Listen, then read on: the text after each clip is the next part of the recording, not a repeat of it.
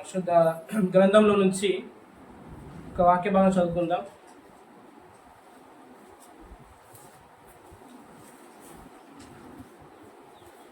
లూకాసు వార్త 19వ అధ్యాయము 10వ వచనం. లూకాసు వార్త 19వ అధ్యాయము 10వ వచనం. చూడండి, అందరం కలిసి చదువుకుందాం. పేజ్ నెంబర్ 72, కొత్త నిబంధనలో లూకాసు వార్త 19వ అధ్యాయం 10వ వచనం. నశించిన దానిని వెదకి రక్షించుటకు మనుష్య కుమారుడు వచ్చనని అతనితో చెప్పాను. ఇంకోసారి చదువుకుందాం. నశించిన దానిని వెదకి రక్షించుటకు మనుష్య కుమారుడు వచ్చనని చెప్పాను, అతనితో చెప్పాను. చిన్న మాట స్తోత్రాలు చెల్లిద్దాం. పరిశుద్ధుడైన దేవానికి వందనాలు, స్తోత్రాలు చెల్లిస్తున్నాం నాయన. ఈ సమయంలో మా ప్రభుని యేసుక్రీస్తు మాత్రం మహిమ కలుగాక. మీ కుమారుడైన యేసుక్రీస్తు మాత్రం మాకు కనపరచండి. ఆయనే ప్రముఖుడు, ఆయన కేంద్రం నాయన. సంఘంలో ఆయన కేంద్రము, ఆయన శిరస్సు ఉండగా మా ప్రభు ఆయన మాత్రం బయలుపరచండి. నిలబడి నాకు వాక్షత అనుగ్రహించండి. మిమ్మల్ని యథార్థంగా ఆరాధించడానికి కావాల్సిన తలంపులు అనుగ్రహించమని, వాక్షత అనుగ్రహించమని, పరిశుద్ధాత్మ సహాయాన్ని సమృద్ధిగా అనుగ్రహించి మీరే మహిమగంత ప్రభావాలు పొందుకోమని యేసుక్రీస్తు ప్రభు నామమున స్తోత్రాలు చెల్లించి నిరీక్షిస్తున్నాం పరమ తండ్రి, ఆమేన్. ఇక్కడ లూకాసు వార్త 19వ అధ్యాయం 10వ వచనంలో ఏముందంటే, నశించిన దాన్ని వెదకి రక్షించడానికే మనుష్య కుమారుడు వచ్చాడు. మనుష్య కుమారుడు అంటే ఎవరు?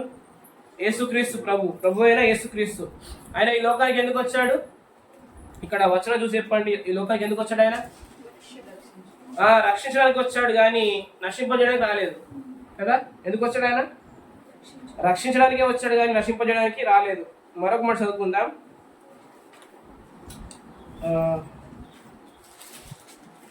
హెబ్రీయులకు రాసిన పత్రిక 2వ అధ్యాయము 9వ వచనం. హెబ్రీయులకు రాసిన పత్రిక 2వ అధ్యాయం 9వ వచనం. 2:9 అండి. పేజ్ నంబర్ 200 కొత్త నిబంధనలో హెబ్రీ పత్రిక 2వ అధ్యాయం 9వ వచనం. దేవుని కృప వలన ఆయన ప్రతి మనుషుని కొరకు మరణం అనుభవించినట్లు దూతల కంటే కొంచెం తక్కువ వాడుగా చేయబడిన యేసు మరణం పొందాడు. రైట్. అంటే ఎవరి కొరకు వచ్చాడు ఆయన? ప్రతి మనుషుని కొరకు మరణాన్ని అనుభవించడానికి వచ్చాడు. ప్రతి మనుషుని కొరకు. ఫుట్ నోట్లు ఏముంది 5వ నంబర్ మీద? ఫుట్ నోట్లు 5వ నంబర్ కింద మూల భాషలో రుచి చూసినట్లు. అంటే ప్రతి మనుషుని కొరకు ఆయన ఏం చూశాడు? మరణాన్ని రుచి చూశాడు, మరణాన్ని టేస్ట్ చేశాడు ప్రతి మనుషుని కొరకు. ఇప్పుడు చెప్పండి, 2 వర్షాలు బట్టి యేసుక్రీస్తు ప్రభు ఈ లోకానికి ఎందుకు వచ్చాడు? ప్రతి మనుషుని కొరకు ప్రాణం పెట్టడానికి, ప్రతి మనుషుని రక్షించడానికే వచ్చాడు, అంతేగాని ప్రతి మనుషుని నాశనం చేయడానికి రాలేదు ఆయన కదా. లూకాసు వార్త 4వ అధ్యాయము, లూకాసు వార్త 4వ అధ్యాయము, సరే, లూకాసు వార్త 4వ అధ్యాయము 18వ వచనం 19వ వచనం. 18, 19. ప్రభు ఆత్మ నా మీద ఉన్నది, బీదలకు సువార్త ప్రకటించుటకై ఆయన నన్ను అభిషేకించెను. చెరలో ఉన్న వారికి విడుదలను, గుడ్డి వారికి చూపును ప్రకటించుటకును, నలిగిన వారిని విడిపించుటకును, ప్రభు హితవత్సరము ప్రకటించుటకును ఆయన నన్ను పంపి ఉన్నాడు. రైట్. ఈ మాట యెషయా గ్రంథంలో ఉంది. అయితే ప్రభు తన వాడుక చొప్పున విశ్రాంతి దినమందు సమాజ మందిరంలోకి వెళ్ళి ఈ లేఖన బాగా చదువుతున్నాడు అనమాట. చదువుతున్న ఏమంటున్నాడంటే, ప్రభు ఆత్మ నా మీద ఉందంటున్నాడు. ఈ మాట ఎవరు మాట్లాడుతున్నారు? ప్రభు అయిన యేసుక్రీస్తే చెప్తున్నాడు. స్టార్ట్ చేయాలి కదా.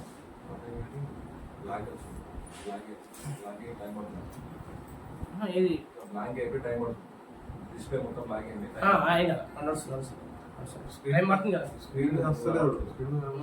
టైమింగ్ కనిపిస్తుంది కదా. 18వ వచనంలో ప్రభు ఆత్మ నా మీద ఉన్నది, బీదలకు సువార్త ప్రకటించడానికి వచ్చాను, ఆయన నన్ను అభిషేకించాడు. చెరలో ఉన్న వారిని విడుదల కలిగించడానికి వచ్చాడు. ఆయన ఎందుకు వచ్చాడు? చెర అంటే ఏంటిది? దాస్యము. దాస్యంలో పాపంలో ఉన్న వారికి విడుదల చేయడానికి వచ్చాడు ఆయన. ఎవరు? ప్రభు అయిన యేసుక్రీస్తు. నెక్స్ట్, నలిగిన వారిని విడిపించడానికి వచ్చాడు. ప్రభు హితవత్సరం ప్రకటించడానికి ఆయన నన్ను పంపి ఉన్నాడు. హితవత్సరం అంటే ఏంటిది? విడుదల సంవత్సరం. హితవత్సరం అంటే ఏంటిది? విడుదల. వత్సరం, సంవత్సరం. వత్సరం అంటే సంవత్సరం, ఇయర్. హితవత్సరం అంటే ఏంటి? విడుదల సంవత్సరం. దినవృత్తాంతాలు క్షమించండి, ద్వితీయోపదేశకాండము 15వ అధ్యాయము, ద్వితీయోపదేశకాండం 15వ అధ్యాయము చూడండి, ఒక వచనం ఉంటుంది ఇక్కడ.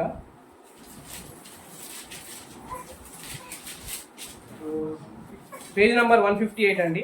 పాత నిబంధనలో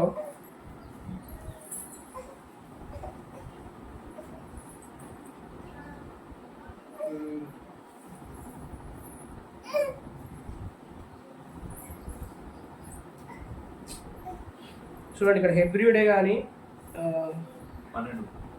12 రైట్ 12 వచ్చిన నీ సహోదరులలో హెబ్రియుడే గాని హెబ్రియురాలే గాని నీకు అమ్మబడి 6 సంవత్సరములు నీకు దాస్యము చేసిన ఎడల 7వ సంవత్సరమును వాని విడిపించి నీ వద్ద నుండి పంపేయవలెను. చూడండి, దేవుడు ఇశ్రాయేలు ప్రజలకు చెప్తున్నాడు, హెబ్రీ వాళ్ళలో మీరు ఎవరైనా దాసుగా పెట్టుకుంటే 6 సంవత్సరాలు పని చేయించుకోండి, 7వ సంవత్సరంలో వాళ్ళకి ఏం కలగాలి? విడుదల సంవత్సరం. హితవస్త్రం అంటే ఏంటిది? విడుదల సంవత్సరం. అంటే ఈ మాటను బట్టి చెప్తున్నా, జస్ట్ దాని లింక్ అప్ తీసుకున్నాను. మళ్ళీ అక్కడికి వద్దాం. లూకాసు వార్త 4వ అధ్యాయం 19వ వచనం. లూకాసు వార్త 4వ అధ్యాయము 19వ వచనం. చూడండి, పేజ్ నెంబర్ 53. ప్రభు హితవస్త్రము ప్రకటించుటకును ఆయన నన్ను పంపియున్నాడు. రైట్. ప్రభు ఎందుకు వచ్చాడు? హితవస్త్రాన్ని అంటే విడుదలను ప్రకటించడానికి వచ్చాడు కదా. అంతకుముందు లూకాసు వార్తలు ఏం చూసుకున్నాం? ఆయన రక్షించడానికే వచ్చాడు. హెబ్రీ పత్రికలు ఏం చూసుకున్నాం? ఆయన ప్రతి మనుషుని కొరకు మరణాన్ని రుచి చూడడానికి వచ్చాడు కదా. ఇప్పుడు ఎన్ని మాటలు చెప్పాం మనం? 3 మాటలు చెప్పండి ఒకసారి.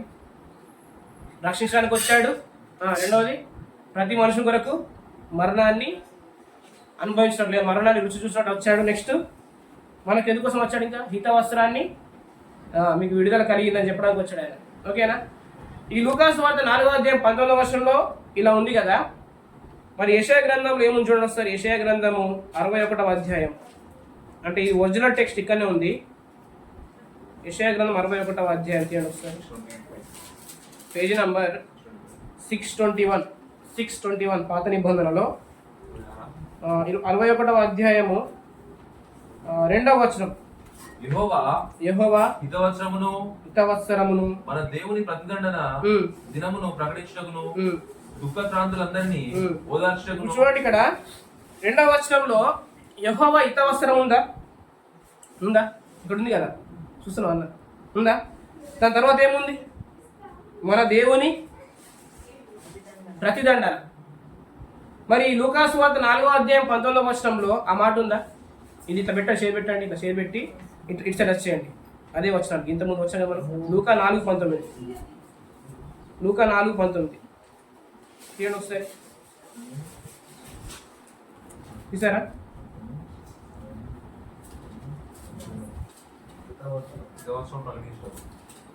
ఇంకా ఇక్కడ ఉంది, అక్కడ లేనిది ఏంటిది అని చెప్పాలి. యెషయా గ్రంథం 61:2లో ఉన్న పదము లూకా 4:19 లేని పదం ఏంటిది? చూసి చెప్పండి. 19వ వచనంలో లేని పదం ఏంటిది?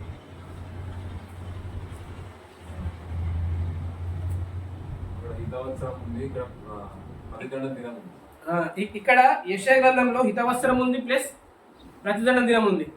కానీ లూకాసు వార్త 4వ అధ్యాయంలో ఓన్లీ హితవస్త్రం ఉంది, అంటే విడుదల సంవత్సరమే ఉంది, ప్రతిదండన లేదు. అంటే ఆయన ఈ లోకానికి వచ్చినప్పుడు శిక్షించడానికి రాలేదు.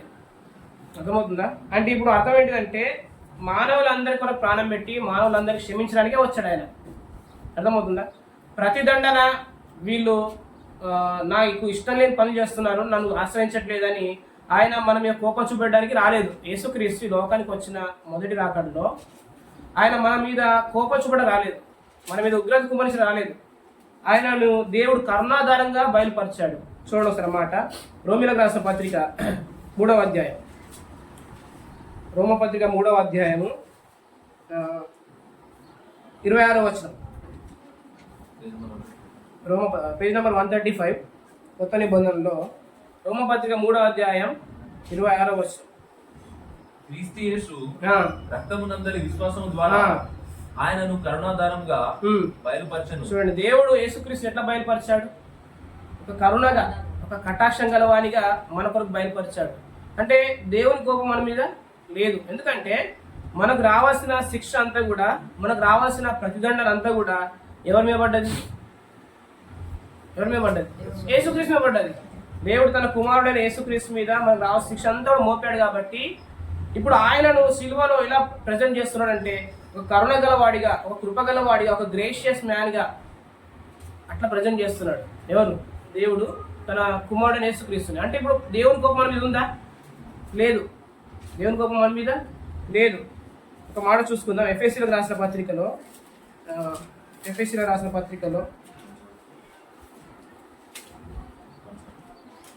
2వ అధ్యాయం పేజీ నంబర్ 173 అండి. కొత్త నిబంధనలో 173 2వ అధ్యాయం 3వ వచనం.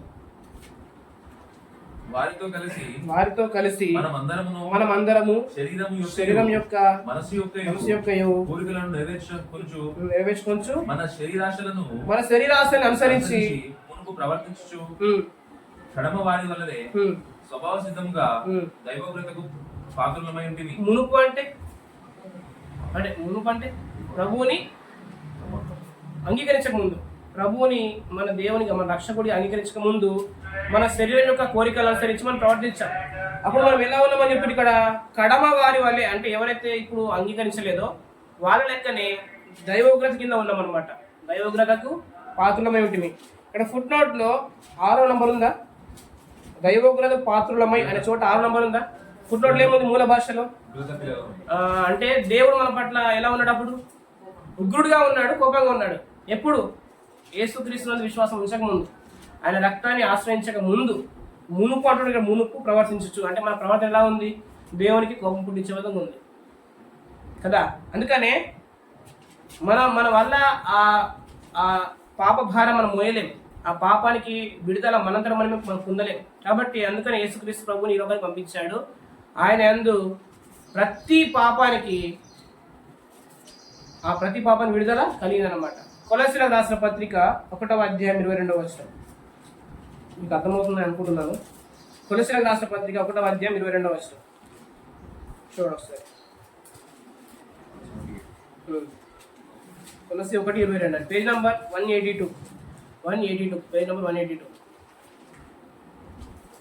తన సన్నిధిని పరిశుద్ధులుగాను నిర్దోషులుగాను నిరపరాధులుగాను నిలువబెట్టుటకు ఆయన మాంసయుక్తమైన దేహమందు మరణం వలన ఇప్పుడు మిమ్మల్ని సమాధానపరచెను. ఇప్పుడు దేవుని చిత్తం ఏంటిదంటే ఆయన సన్నిధిలో మనల్ని పరిశుద్ధులుగా నిలబెట్టాలనుకున్నాడు.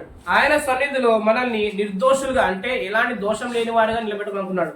ఆయన సన్నిధిని మనల్ని నిరపరాధులు అంటే ఎలాంటి అపరాధం మనకు లేదు అన్నట్టుగా నిలబెట్టుకుని ఆయన ఇష్టపడ్డాడు. కాబట్టి యేసుక్రీస్తు మాంసయుక్తమైన శరీరం అందు తన మరణం ద్వారా ఏం చేశాడు? ఆయన మన సమాధానపరిచాడు. అంటే ఇప్పుడు సమాధానం అంటే ఏంటిదంటే మనము ఆన్సర్ అనుకుంటాం కదా. ఆ సమాధానం అంటే ఆన్సర్ అని కాదు. సమాధానం అంటే ఏంటిదంటే దేవునికి మనకి ఇప్పుడు ఎలాంటి వైరుధ్యం లేదు, అంటే ఏమంటారు దాన్ని, శత్రుత్వం లేదు.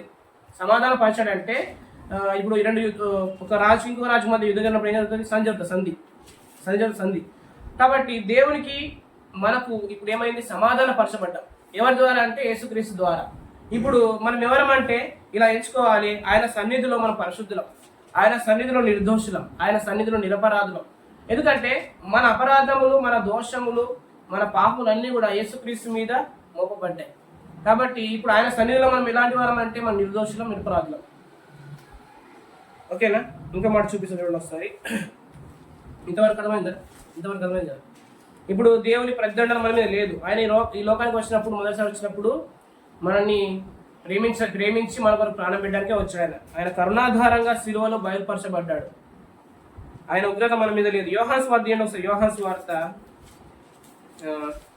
8వ అధ్యాయము పేజ్ నంబర్ 88 కొత్త నిబంధనలో 88.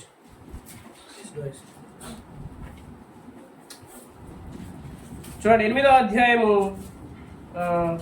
ఈ సందర్భంలో కాంటెక్స్ట్ ఏంటిదంటే యేసు ప్రభువుని శోధించడానికి కొందరు వచ్చారనమాట. శాస్త్రులు, పరిసయ్యులు వచ్చి వ్యభిచారంలో పట్టబడ్డ ఒక స్త్రీని తీసుకొచ్చారు. ఎవరు తీసుకొచ్చారు? వ్యభిచారంలో పట్టబడ్డ స్త్రీని ఎవరి దగ్గర తీసుకొచ్చారంటే యేసు ప్రభు దగ్గర తీసుకొచ్చారు. తీసుకొచ్చి ఏమంటారు 4వ వచనంలో, బోధకుడా, ఈ స్త్రీ వ్యభిచారం చేయుచుండగా పట్టబడెను, అట్టి వారిని రాళ్ళు రువ్వి చంపవాలని ధర్మశాస్త్రంలో మోషే మనకు ఆజ్ఞాపించను కదా, ఆయనను నీవేమి చెప్పుచున్నావా అని ఆయన అడిగిరి. 6వ వచనం, ఆయన మీద నేరం మోపవాలని ఆయనను శోధించుచు ఇలాగ అడిగిరి. యేసుప్రభుని శోధిస్తూ అడుగుతున్నారు. మరి మోషే ధర్మశాస్త్రంలో మనకి ఇట్లా రాసింది కదా, వ్యభిచారంలో పట్టబడ్డ స్త్రీని రాళ్లతో కొట్టి చంపాలి కదా అని మోషే మనకు ఆజ్ఞాపించాడు కదా అని చెప్తే, మరి ఈ విషయంలో నువ్వేం చెప్తావయ్యా అని యేసుప్రభుని శోధిస్తూ అడుగుతున్నారు ఎవరు? శాస్త్రులు, పరిసయ్యులు అనే వాళ్ళు. అప్పుడు చూడండి, ప్రభు ఏమన్నాడంటే మీలో పాపము లేనివాడు ఆమె మొదటి రాయి వేయమన్నాడు. ఆ తర్వాత వాళ్ళు ఏం చేస్తారంటే చిన్నాలు మొదలుకొని అక్కడి నుంచి వెళ్ళిపోయి ముఖం చిన్న పుచ్చుకొని వెళ్ళిపోతారు. ఆ తర్వాత ఏం జరుగుతుందంటే 11వ వచనం 10-11 యేసు తల ఎత్తి ఆమెతో మాట్లాడతాడు. ఏమంటే, అమ్మా వారు ఎక్కడ ఉన్నారు? ఫుట్నోట్లో ఏముంది? నీ మీద నేరం మోపిన వారు ఎక్కడున్నారు అంటే, ఇంతవరకు నీ మీద నేరం మోపారు కదా, వాళ్ళు ఎక్కడున్నారు? వాళ్ళు వెళ్ళిపోయారు ఆల్రెడీ. అయితే 11వ వచనంలో ఎవరునూ నీకు శిక్ష విధింపలేదా అంటున్నాడు. ఎవరు అంటున్నాడు? వాళ్ళు ఎవరు నీకు శిక్ష విధింపలేదా? యాక్చువల్గా నిన్ను రాళ్ళతో కొట్టాలి కదా ధర్మశాస్త్ర ప్రకారం. మరి ఎవరు నీకు శిక్ష విధింపలేదా అంటే ప్రభు ఏమంటున్నాడు అక్కడ 11వ వచనం, ఆమె లేదు ప్రభు అన్నది. నెక్స్ట్ అందుకు యేసు నేను నీకు శిక్ష విధింపను. అర్థమవుతుంది నీకు? నెక్స్ట్ నీవు ఇకను వెళ్ళి పాపం చేయకము. ప్రభు ఏమంటున్నాడు? నేను కూడా నీకు శిక్ష విధించను, నువ్వు వెళ్ళి పాపం చేయకంటున్నాడు. అర్థమవుతుందా?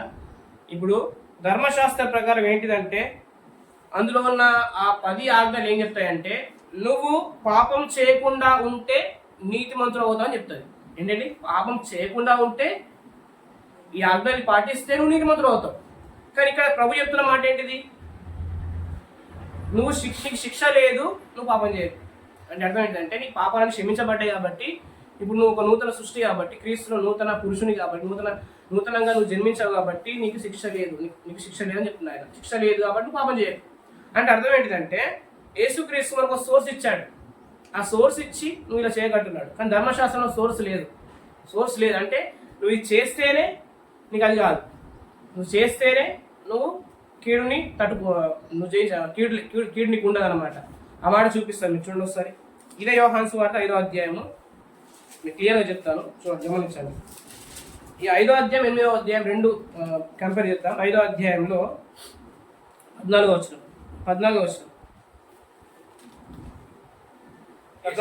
దేవాలయంలో వారిని చూసి ఇదిగో స్వస్థత నొందితివి, మరి ఎక్కువ కీడు నీకు కలగకుండాట్లు ఇక నువ్వు పాపము చేయకమని చెప్పగా వాడు సరిపోతాను. ఇప్పుడు ఇక్కడ ఈ బహుకాలంగా అంటే 38 సంవత్సరాల నుంచి పడి ఉన్న ఆ మనుషులతో ప్రభు ఏమంటున్నాడు అంటే ఇయో నువ్వు బాగుపడ్డావు, మరీ ఎక్కువ కీడుని కలగకూడదంటే నువ్వు పాపం చేయకుము అంటున్నాడు కదా.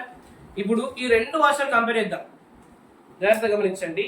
ఈ 5వ అధ్యాయం 14వ వచనం అనిపిస్తుంది మీకు, 5:14 చూడొకసారి. నెక్స్ట్ 8వ అధ్యాయము 11వ వచనం. ఈ రెండు వర్షాలు గమనిద్దామండి.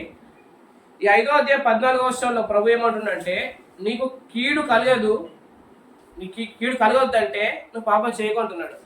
అర్థమవుతుందా? కీడు కలగొద్దంటే పాపం చేయకుంటున్నాడు. ఇక్కడ ఏమంటున్నాడు? నీకు శిక్ష లేదుగా, నీకు శిక్ష లేదు కాబట్టి పాపం చేయమంటున్నాడు, పాపం చేయకుంటున్నాడు. అర్థమవుతుందా? రెండుకి డిఫరెన్స్ మీరు జాగ్రత్త గమనించినట్లయితే ఈ 5వ అధ్యాయం 14లో సోర్స్ లేదు అంటే దేవుడి సహాయం లేదు, కానీ ఇక్కడ దేవుడి సహాయం మనకు ఉంది. అంటే మనకు రావాల్సిన శిక్ష అంతా కూడా ఆయన భరించాడు కాబట్టి నువ్వు పాపం చేయకంటున్నాడు. ఇక్కడ నువ్వు పాపం చేయకుండా ఉంటే నీ కీడు రాదంటున్నాడు. కానీ ప్రభు ఏం చేశాడు? మన కీడంతా భరించి నీ కీడుని భరించాను, నీకు రావాల్సిన శిక్షని భరించాడు కాబట్టి నువ్వు పాపం చేయకంటున్నాడు. అక్కడ నువ్వు పాపం చేయకుండా ఉంటే నీ కీడు రాదంటున్నాడు. ఇది ధర్మశాస్త్రం చెప్తుంది. నువ్వు పాపం చేయకుండా ఉంటే నీకేం జరగదు. బయట లోకంలో కూడా నువ్వు మంచిగా బతికితే నీకు ఎలాంటి అపాయం రాదంటారు. లోకంలో మతం కూడా ఏం చెప్తా, నీ మంచి బతికితే. ప్రభు ఏమంటున్నాడంటే నువ్వు మంచి బతకడానికి నీకోసం నేను ప్రాణం పెట్టినా, నేను నీతిమంతుడిగా చేసినా, నేను మంచివాడిగా చేసినా నువ్వు పాపం చేయకుంటున్నాడు. అంటే ప్రభు ముందుగా మనకు సిద్ధపరిచాడు, ఆ తర్వాత పాపం చేయకని చెప్తున్నాడు. ఇది ప్రభు ప్రేమ అనమాట. అర్థమైంది మీకు? ప్రభు శిక్ష లేదంటున్నాడు ముందు, ఆ తర్వాత నువ్వు పాపం చేయకుంటున్నాడు. ఎందుకు శిక్ష లేదంటే నువ్వు చేసిన పాపాలు ఇంటికి నేను ప్రాణం పెట్టినా కాబట్టి నువ్వు ఇప్పుడు పాపి కాదుగా, నువ్వు నీతిమంతుడు కాబట్టి నువ్వు పాపం చేయకుంటున్నాడు. మతాలు ఏం చెప్తారంటే నువ్వు ఇలా ఉండాలి, అలా ఉండాలి, ఇలా పాపం చేయొద్దు, ఇలా ఉండాలి, అలా ఉండాలి చెప్తూ అయితే నీకు కీడు రాదని చెప్తారు వాళ్ళు. అయితే నీకు ఎలాంటి ప్రమాదం రాదని చెప్తారు. అది మతంలో, రిలీజియన్లో ఉంది. కానీ ఫెయిత్లో, ఇన్ క్రైస్ట్లో, గ్రేస్ కింద ఏముందంటే ప్రభు మన కొరకు ప్రాణం పెట్టాడు మొదట. అందుకనే ప్రతిదండన అనేది లేదనమాట. యేసుక్రీస్తు మొదటి రాకడలో మన మీద ఎలాంటి శిక్ష లేదు, ఎలాంటి ఉగ్రత లేదు. ఇప్పుడు మనం పాపం చేయకుండా ఉండగలిగే సోర్స్ ఉందన్నమాట. అర్థమవుతుందా? మొదటి యోహాను పత్రిక 2వ అధ్యాయము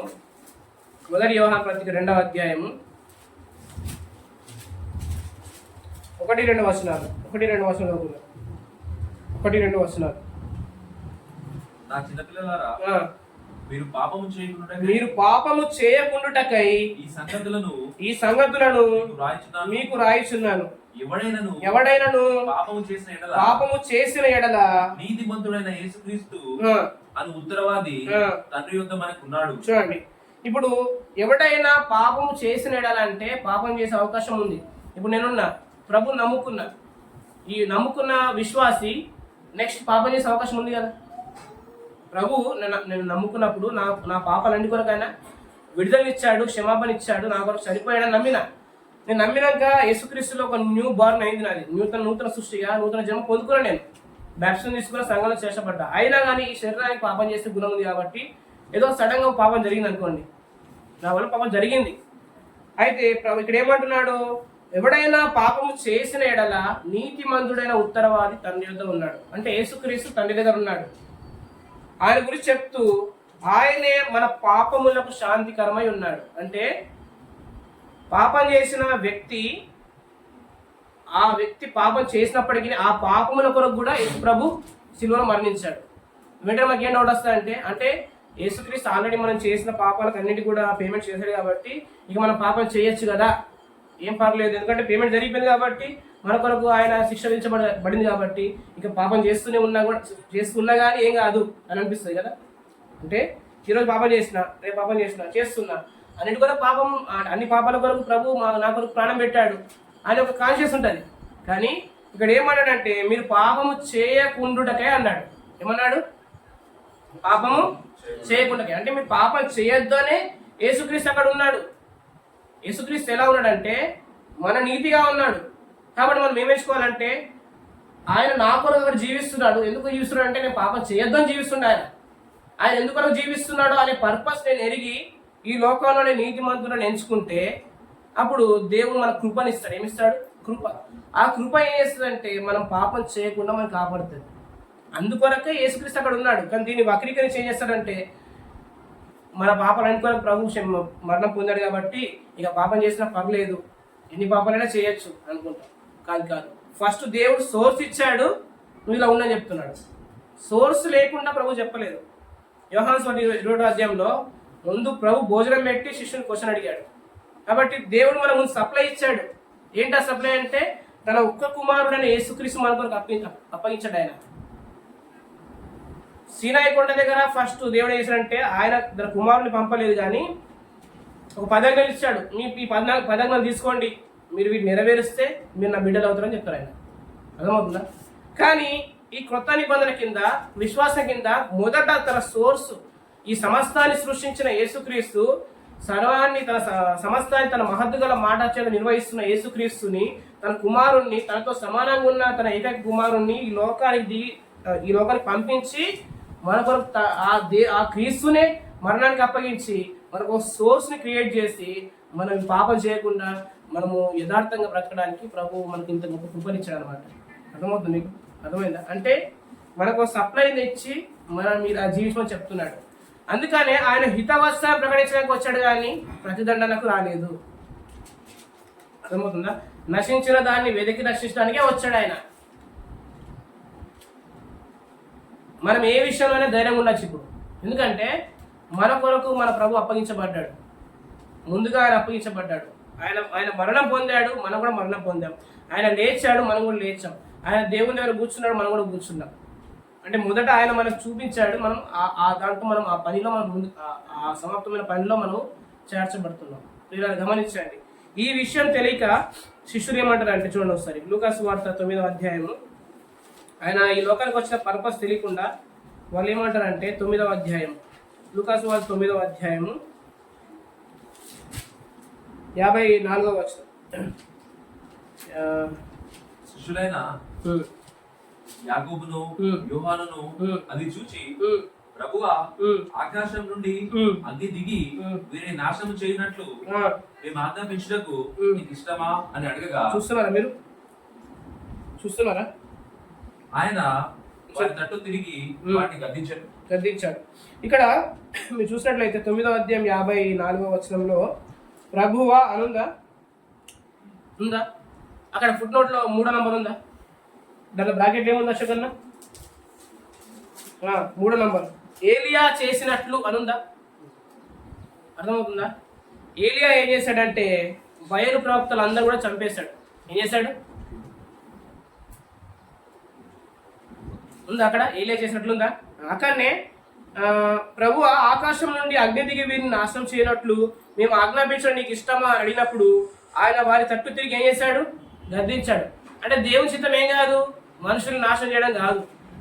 అగ్ని దిగి అందరినీ చంపేయాలి ప్రభు అంటే తెలుస్తామా? ఆయన వచ్చింది ఎందుకు? రక్షించడానికి వచ్చాడు, కాపాడడానికి వచ్చాడు, విడుదల కలిగించడానికి వచ్చాడు, ప్రతి మనుషులు కూడా ప్రాణం పెట్టడానికి వచ్చాడు. వీళ్ళేమంటున్నారు? వీళ్ళందరూ చనిపోవాలి ప్రభు అన్నట్టుగా. ఏలియా కూడా మరి అక్కడ బయలు ప్రవర్తనని చంపేశాడు కదా, మరి అలా జరగడం నీకు ఇష్టమేనా అంటే ప్రభు ఏమన్నాడు? గద్దించాడు. చూడండి ఒక మాట, రాజుల గ్రంథం మొదటి గ్రంథము 18వ అధ్యాయం, పేజ్ నంబర్, రాజుల మొదటి గ్రంథము 18వ అధ్యాయము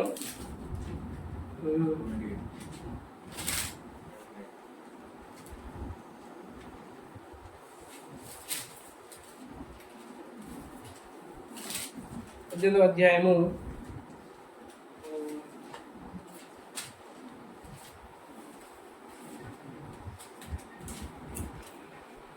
40వ వచనం.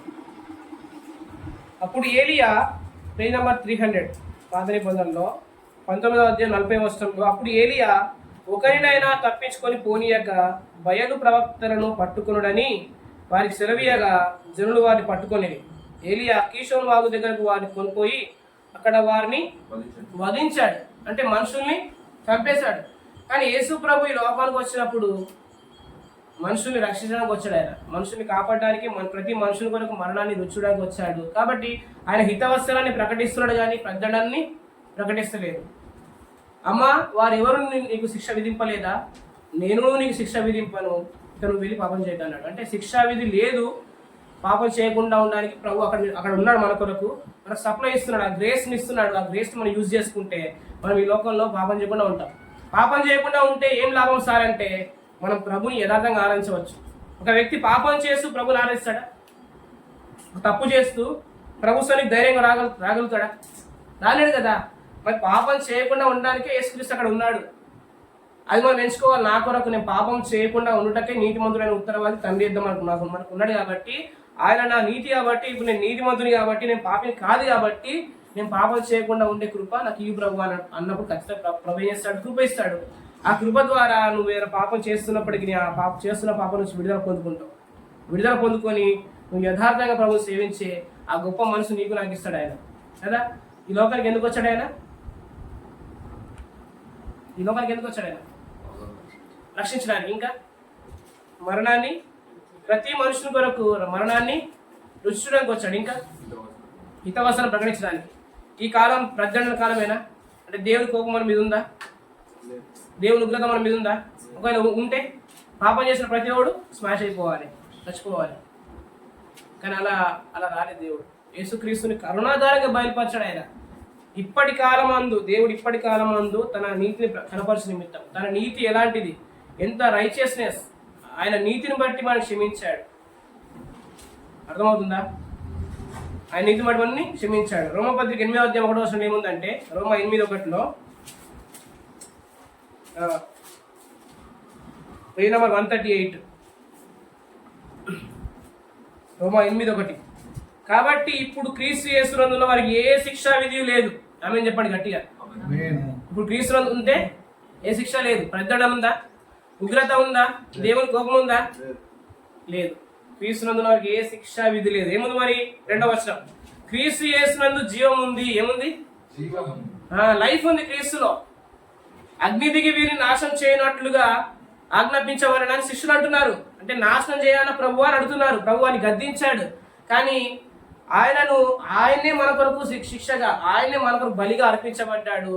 ఇప్పుడు ఆయన గ్రేసియస్గా అంటే ఒక కరుణ గల వాడిగా మన కొరకు ఆయన అప్పగించబడ్డాడు. ఇప్పుడు యేసుక్రీస్తు మనకి ఏముందంటే శిక్షా విధి లేదు, యేసుక్రీస్తు మనకు జీవం ఉంది. ఏముంది? జీవం ఉంది. అర్థమవుతుందా? మనం మొదటిసారిగా చూసుకున్న వచనాన్ని మళ్ళీ చూసుకొని మనం ముగించుకుందాం. లూకాసు వార్త 4వ అధ్యాయము 19వ వచనం. లూకాసు వార్త 4వ అధ్యాయం 19వ వచనం. ప్రభువు హితవస్త్రం ప్రకటించటకు ఇప్పుడు చెప్పండి, అందరూ చెప్పండి. ప్రభు ఎందుకు వచ్చాడంటే హితవస్త్రం ప్రకటించడానికే, అంటే విడుదల ప్రకటించడానికే. ఇప్పుడు నాకు నీకు ఏం జరిగింది? విడుదల కలిగింది. దేని నుంచి? పాపం నుంచి. దేని నుంచి? పాపం నుంచి. ఆ పాప భారాన్ని మనం మోయలేం కాబట్టి ప్రభు మన కొరకు ఏం చేశాడు? ప్రాణం పెట్టాడు. కాబట్టి మనం ఎవరము? ఆయన బిడ్డలం, నీతిమంతులం, ఆయన కుమారులం కదా. అయితే ఈ మాటలు చెప్తున్నప్పుడు అక్కడ ఉన్న వారు వినేం చేశారండి? చూడండి ఒకసారి కింద 22వ వచనం. 22వ వచనం చదవండి ఒకసారి అందరు ఇక్కడ. అప్పుడు అందరూ ఆయన గూర్చి సాక్ష్యం ఇచ్చుచు ఆయన నోట నుండి వచ్చిన దయగల మాటలకు ఆశ్చర్యపడి ఏమంటున్నారు? అరే ఇంతవరకు మేము ధర్మశాస్త్రం విన్నాం, ఆ పదాలను పాటించినాం, వాటి వల్ల మేము పాపం చేయకుండా ఉండలేకపోయాం, నన్ను ఎవడు విడిపిస్తాడయ్యా అనే ఒక భావంతో మేము ఉన్నాం. ఈయనేంటిది? మీకు విడుదల కలిగిపోయింది, మీకు హితవస్త్రం ప్రకటించబడుతుంది, మీకు ప్రజ్ఞ లేదు అని చెప్తున్నాడు అని ఆ దయగల మాటలకు, ఆ కరుణగల మాటలకు వాళ్ళు ఆశ్చర్యపడ్డారు కదా. మనకు కూడా ఆశ్చర్యం. ఎందుకంటే మనం పాపులమై ఉన్నాం, శత్రులమై ఉన్నాం, బలహీనమై ఉన్నాం. అసలు మనం అన్యజనులం కదా. అసలు ఇజ్రాయెల్ ప్రజలైతే వాళ్ళకు ఈ ధర్మశాస్త్ర గ్రంథం ఉంది, వాళ్ళకు దేవక్తులు ఉన్నాయి, ప్రవక్తల వచనాలు ఉన్నాయి. మనం ఎంతటి వారం?